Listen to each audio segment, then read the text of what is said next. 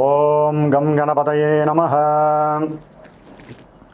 ఓం జ్ఞానానందమయం దేవం నిర్మలస్ఫటికాకృతిం ఆధారం సర్వవిద్యానాం శ్రీ హయగ్రీవముపాస్మహే. శ్రీ లక్ష్మీ హయగ్రీవాయ నమః. జ్ఞానసిద్ధిని వీక్షిస్తున్నటువంటి ప్రేక్షకులందరికీ కూడా ఆగస్టు 17వ తేదీ నుండి సెప్టెంబర్ 17వ తేదీ వరకు కూడా సింహరాశిలోకి సూర్యుని యొక్క సొంత క్షేత్రము మరియు మూల త్రికోణ రాశిలో ఆయన యొక్క గ్రహ సంచార ప్రభావము, అలాగే ఈ యొక్క బుధగ్రహము దాదాపుగా కర్కాటక రాశిలో ఆగస్టు 21 వరకు ఉండి సెప్టెంబర్ 7 వరకు కూడా సింహరాశిలో రవితో కలిసి బుధాదిత్య యోగాన్ని, అట్లాగే తన యొక్క స్వక్షేత్రము మూల త్రికోణము ఉచ్చస్థాన స్థితిగతుడైనటువంటి బుధుడు కన్యారాశిలో సెప్టెంబర్ 7 నుంచి సెప్టెంబర్ 17 వరకు కూడా ఈ సంచరించే సమయము. శుక్రుడు సెప్టెంబర్ 2వ తేదీ వరకు కూడా నీచ స్థితిలో కన్యారాశిలో ఉండి తులారాశిలో తన యొక్క స్వక్షేత్రంలో వచ్చినప్పుడు విశేషమైనటువంటి యోగాలని, అట్లాగే కుజ భగవానుడు ఈ నెల రోజులు సెప్టెంబర్ 17 వరకు కూడా విశేషంగా మిథున రాశిలోనే సంచరిస్తూ, మరి గురుడు చూస్తే ఆయన ఆశ్లేష నక్షత్రంలోకి మారి కర్కాటక రాశిలోను, కేతు ఏమో సింహరాశిలోను, కుంభరాశిలో రాహువు, మీనరాశిలో వక్రీగత శని ప్రభావము. ఈ యొక్క గ్రహాల యొక్క సంచారం వలన మేషాది మీనరాశి పర్యంతం ఏ విధమైనటువంటి గ్రహ సూచికలు కలుగజేస్తాయి, ఏ విధమైనటువంటి శుభాలు లేకపోతే ఇబ్బందులు కలుగజేస్తాయి తెలుసుకునే ముందు ఇప్పుడు ఈ మాసంలో జరిగేటటువంటి విశేష పండుగల యొక్క విశిష్టతలు, అట్లాగే నా యొక్క జ్ఞానసిద్ధి క్షేత్రపీఠంలో ఏ సమస్యల వలన, ఏ ఇబ్బందుల వలన, ఏ గ్రహాల వలన ఏ రకమైనటువంటి పూజలు నేను ఆచరిస్తున్నానో తెలుసుకునే ప్రయత్నం చేసి ఆ తదుపరి మీ యొక్క రాశి గ్రహ ప్రభావాన్ని వినడానికి ప్రయత్నం చేయండి. డైరెక్ట్గా మనం రాశి ఫలితాలు, గ్రహ ఫలితాలు వినటం వలన మానసికంగా బుద్ధిపరంగా ఎన్నో దోషాలు ఆ గ్రహాలు మనకు కలుగజేస్తాయి. కాబట్టి ముందు శుభకరమైనటువంటి శుభపరమైనటువంటి విషయ పరిజ్ఞానాన్ని తెలుసుకొని వాటిని ఆచరించడానికి అందరూ ప్రయత్నం చేయండి. శుభమస్తు. ఓకేనా? శ్రావణ మాసం శుభాకాంక్షలు. ఈ యొక్క శ్రావణ మాసంలో మనకి గ్రహాలలో మార్పే కాకుండా మరి ఈ ఆగస్టు 14వ తేదీ నుండి కూడా, అంటే దాదాపుగా 13వ తేదీ నుండి కూడా విశేషమైనటువంటి శ్రావణ మాసం పండుగలు ప్రారంభం అవుతున్నాయి. శ్రావణ మాసంలో 14వ తారీఖున మొదటి శుక్రవారం ప్రారంభమై 21 రెండవ శుక్రవారము, శ్రావణ పౌర్ణమి 28వ తేదీ. ఆ విధంగా 5 శుక్రవారాలు, 4 సోమవారాలు, 4 శ్రావణ మంగళవారాలు చాలా విశేషమైనటువంటి ప్రాధాన్యత స్త్రీమూర్తులకి సంబంధించినటువంటిది. దానివలన మాంగళ్య సౌభాగ్యము, అఖండ అష్టైశ్వర్యాలు, సత్సంతాన వృద్ధి, కుటుంబ వంశవృద్ధి కలుగుతుంది. అట్లాగే మనకి 17వ తేదీన 17వ తేదీన నాగపంచమి, గరుడ పంచమి, అలాగే విశేషముగా సూర్యుడి యొక్క సంక్రమణం సింహరాశిలోకి జరగబోతోంది. అంటే తన ఇంట్లోకి తన యొక్క స్వక్షేత్రము మూల త్రికోణ రాశి అయినటువంటి సింహరాశిలోకి సూర్య భగవానుడు సాక్షాత్తు శ్రావణ మాసానికి ఆయనే అధిష్టాన దేవత. మరి ఆ మహానుభావుడు తన యొక్క సొంత ఇంట్లోకి వచ్చినప్పుడు అన్ని రాశుల వారికి, అన్ని నక్షత్రాల వారికి జరుగుతున్న దశ అంతర్దశలన్నీ కూడా అనుకూలించాలని ఆశిస్తూ, అట్లాగే శ్రావణ పౌర్ణమి విశేషముగా ఈ నెల ఆగస్టు 28వ తేదీన మరి అదే రోజున స్వామివారు మనకి జ్ఞానాన్ని భిక్షగా అందించజేసేటటువంటి హయగ్రీవుని యొక్క జయంతి, అంటే ఉత్పత్తి. అట్లాగే గాయత్రి జయంతి, వేదాలకి మూలము ఆవిడేనమాట. గాయత్రీదేవి యొక్క జన్మదినోత్సవం, అట్లాగే రాఖీ పండగ, అట్లాగే ఆగస్టు 31వ తేదీన సంకష్టహర చతుర్థి. మనకున్నటువంటి ఎన్నో వ్యాపార నష్టాలు, ధన నష్టాలు, అట్లాగే బుద్ధిహీనత్వం కలిగినటువంటి మాట తీరులో తేడాలు, వీటి వలన ఎన్నో ఇబ్బందులు ఎదుర్కోవడానికి ఆ యొక్క గణపతి యొక్క అనుగ్రహము లభించేటటువంటి శ్రావణ మాసం. కాబట్టి శ్రావణ మాసంలో ఇన్ని విశేషమైనటువంటి పండగలతో పాటుగా అందరూ తెలుసుకోవాల్సిన విషయము శ్రద్ధగా వినండి. ఎందుకంటే మేషాది మీనరాశి పర్యంతం విషయ పరిజ్ఞానం ఒకటైతే కనుక అసలు మనకి అంతరిక్షంలో ఏం జరుగుతుందో తెలియకుండా ఎంతసేపటికి భూలోకంలో మన రాశిది, మన నక్షత్రం ఇది, మనకి ఈ బాధలు జరుగుతున్నాయి అని కాకుండా ఏ గ్రహం వలన ఏ సమస్యలు కలుగుతాయి, వాటికి ఏదైనా పరిష్కారం ఆచరిస్తే శుభం జరుగుతుంది అని ముందుగా మనం అందరం కూడా ఆలోచించాల్సినటువంటి విషయం. ఈ యొక్క ఆగస్టు 2వ తేదీన కుజుడు వృషభ రాశిలోంచి మరి మిథున రాశిలోకి శత్రుక్షేత్రంలోకి ఆయన మారినటువంటి రోజు. ఆయన ఆగస్టు 12వ తేదీ అమావాస్య రోజున మరి పాప నక్షత్రమైనటువంటి రాహు నక్షత్రం ఆరుద్ర నక్షత్రంలోకి ప్రవేశిస్తాడు. అట్లాగే రాహుగ్రహము ఆగస్టు 2వ తేదీన అదే కుంభరాశిలో ఉంటూ తన యొక్క సొంత నక్షత్రమైనటువంటి శతభిష నక్షత్రంలోంచి ధనిష్ట నక్షత్రం, పాప నక్షత్రము, శత్రు నక్షత్రమైనటువంటి కుజ నక్షత్రంలోంచి మార్పు జరిగింది.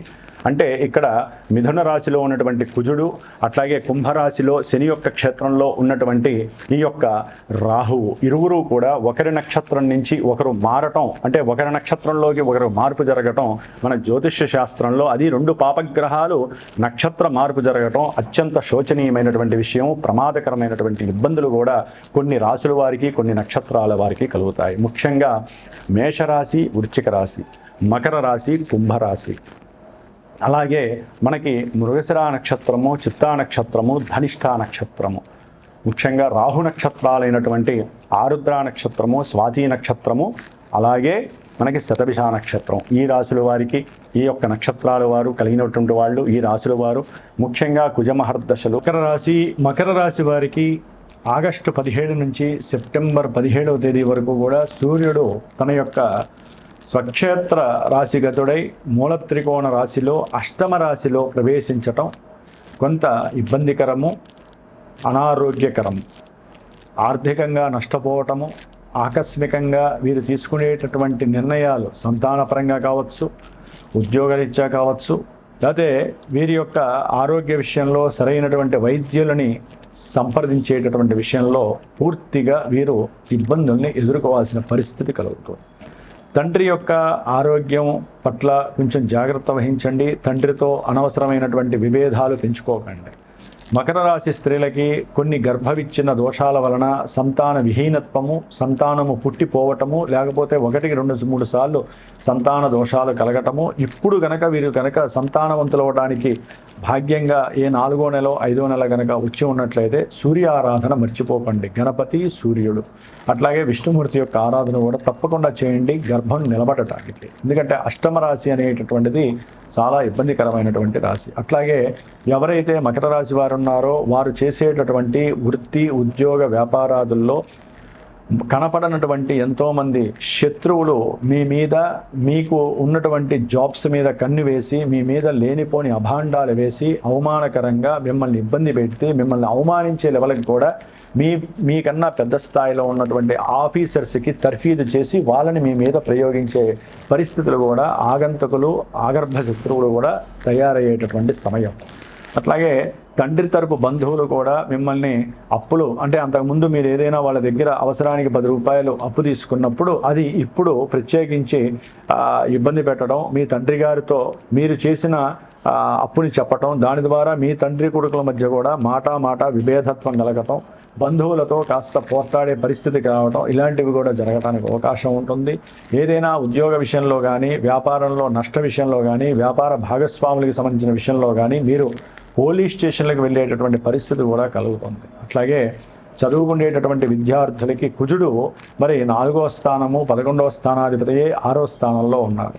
ఏ డిగ్రీ లెవెల్ అయిపోతున్న వాళ్ళకి మంచి ఉద్యోగంలో అవకాశాలు కలిగే అవకాశం ఉంటుంది. ఉద్యోగం ద్వారా ధనము కలగడానికి అవకాశం ఉంది. అట్లాగే ఎవరైనా భూములు అమ్మేవాళ్ళు, రియల్ ఎస్టేటర్స్ కావచ్చు, నార్మల్గా ఎవరైనా సరే వారి యొక్క తల్లిగారి ఆస్తి కానీ, లేకపోతే వీరి యొక్క ఆస్తులు కానీ, భూములు కానీ, గృహాలు కానీ అమ్మేటటువంటి ప్రయత్నంలో మొన్నటి వరకు ఆశించి ఇబ్బంది పడిన వాళ్ళకి చక్కగా వాళ్ళకి తగినటువంటి అవకాశం రావటం, దాని ద్వారా ఆ యొక్క భూముల్ని అమ్మటం, చక్కగా వీరికి ధనాన్ని లాభం చేసుకోవడం కూడా, ధనప్రాప్తి కలగడానికి కూడా అవకాశాలు మకర రాశి వారికి భూముల పరంగా ఉండే అవకాశం ఉంటుంది. కానీ కొంతమందికి జన్మజాతకాలలో సరైనటువంటి గ్రహస్థితి సరిగ్గా లేదనుకోండి, ఇదే కుజగ్రహం 6లో ఉండి ఈ యొక్క అమ్మకాల విషయాలలో కొన్ని సమస్యలు కూడా తలెత్తే అవకాశం ఉంటుంది. కొట్లాటలు, గొడవలు, కోర్టు సమస్యలు, లాయర్లు, ప్లీడర్లు, ధనము నష్టపోవటము, విశేషమైనటువంటి ఆ యోగం పోయి అసలు ఏం చేస్తున్నారో వీరికే అర్థం కాకపోవడం, పిచ్చిగా ప్రవర్తించటం, ఇట్లాంటివి కూడా జరగడానికి అవకాశాలు ఉంటాయి. 6వ స్థానంలో కుజుడు ఉండటం మంచిదే. ఏదే గోచారంలో జాతకంలో ఇదే కుజుడు కానీ, రాహువు కానీ, ఏదో పాపగ్రహాలు యాక్టివేట్ అవుతున్నప్పుడు మాత్రం, ఎందుకంటే ఇక్కడ కుజుడికి రాహుడికి ఇద్దరికి సంపర్కం కలుగుతోంది. రాహువు కుజుడిని చూస్తున్నాడు ద్వితీయంలో ఉండి, 6లో ఉండి. కాబట్టి ఉద్యోగంలో కూడా వీరు మాట్లాడే మాట తీరు తేడాగా ఉంటే కనుక ఉద్యోగంలో కూడా వ్యవస్థలో పూర్తి అసమతుల్యత వస్తుంది, మీ మీద లేనిపోని సమస్యలు పెరగడానికి అవకాశం ఉంటుంది. అట్లాగే కొంతమంది అప్పులు తీసుకున్న వాళ్ళకి ఆర్థికంగా కుటుంబ పరంగా వాళ్ళు వచ్చేసి మిమ్మల్ని ఇబ్బంది పెట్టేవాళ్ళు మకర రాశిలో చాలామంది ఉన్నారు. అంటే మీకు ఎవరైతే రుణం ఇస్తారో అది గృహం కొనడానికో ఇల్లు కట్టుకోవడానికో వాళ్ళు కంపల్సరీ మీ మీద ఇప్పుడు దావాలు కేసులు వేయటం, లేదా మిమ్మల్ని బెదిరించడం, బాధ పెట్టడం, భయపెట్టడం, ఆందోళన చెందించడం, దాని ద్వారా అనారోగ్య లోపాలు, కుటుంబంలో విద్వేషాలు కలగటానికి కూడా అవకాశాలు ఉన్నాయి. అట్లాగే కొంతమంది ప్రేమలో పటుత్వం పోయి ఇబ్బందులు పడడానికి అవకాశం ఉంటుంది. ఎందుకంటే పంచమాధిపతి 9వ భావం భాగ్యభావంలో నీచ స్థితిని పొంది ఉండటం ద్వారా ఒక రకంగా చెప్పాలంటే సంతానపరంగా కొన్ని సమస్యలు పడే అవకాశం ఉంటుంది. అంటే వారికి సంబంధించిన ఆలోచన స్థాయి బాలేదనో, లేకపోతే వారు ప్రవర్తించే తీరు బాలేదనో వీరు బాధపడే అవకాశం ఉంటుంది. ప్రేమికులకైతే కనుక ప్రేమలో భంగం కలుగుతుంది. కాస్త సెప్టెంబర్ 3 తర్వాత కొంత అనుకూలమైనటువంటి పెళ్లికి సంబంధించిన విషయాలలో పూర్తిగా 100% రిజల్ట్ రాకపోయినా చక్కటి అనుకూలత కలగటానికి అవకాశం ఉంటుంది ప్రేమికులకి.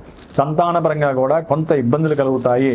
తర్వాత సంతానపరమైనటువంటి లాభాలు కూడా మున్ముందు కలగడానికి అవకాశం ఉంటుంది.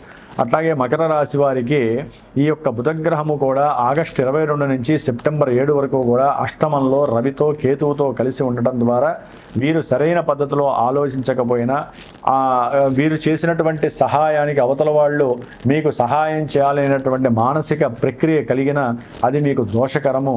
జాగ్రత్తగా ఉండండి. అంతర్గతంగా మీ యొక్క ఆలోచనలు కానీ మీ తెలివితేటలు కానీ మిమ్మల్ని రకరకాల వ్యవస్థల వైపుకి తీసుకువెళ్ళి మిమ్మల్ని ఇబ్బందులు పెట్టే పరిస్థితి ఉంటుంది. జాగ్రత్త. కొంతమందికి ఆకస్మికంగా కూడా ధనప్రాప్తి కలగడానికి ఎక్కువ అవకాశం ఉంది. వ్యాపారంలో వృద్ధి కలగటము, వ్యాపార పరంగా ఉద్యోగపరంగా మీకు ఉన్నటువంటి ఏదైనా ప్రమోషన్లు వచ్చే అవకాశం, జాతకంలో అనుకూలంగా ఉంటే ఇక్కడ వచ్చే అవకాశం ఉంటుంది బుధగ్రహం. మనం ఏదేమైనప్పటికీ వీరు విష్ణు సహస్రనామ పారాయణ చేయండి. అట్లాగే సుబ్రహ్మణ్య ఆరాధన మాత్రం తప్పకుండా ఉద్యోగస్తులు కానీ, సమస్యలు భార్యాభర్తల మధ్య సమస్యలు కానీ, కోర్టు కేసులు ఎదుర్కొంటున్న వాళ్ళు కానివ్వండి చేసుకోవడానికి ప్రయత్నం చేయండి. ఇవన్నీ కాదు, జాతకంలో అసలు ఏం జరుగుతుందో తెలుసుకోవాలంటే నాకు ఫోన్ చేయండి. చక్కగా జాతక విశ్లేషణ చేస్తాను.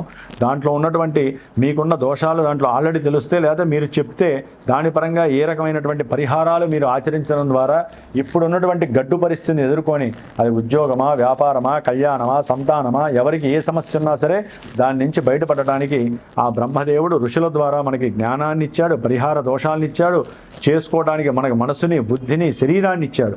కాబట్టి వీటన్నిటిని ఖర్చు పెట్టుకున్నట్లయితే కనుక చక్కటి యోగాలు మన సొంతం చేసుకోవడానికి అవకాశం ఉంది. సర్వే జనాః సుఖినో భవంతు.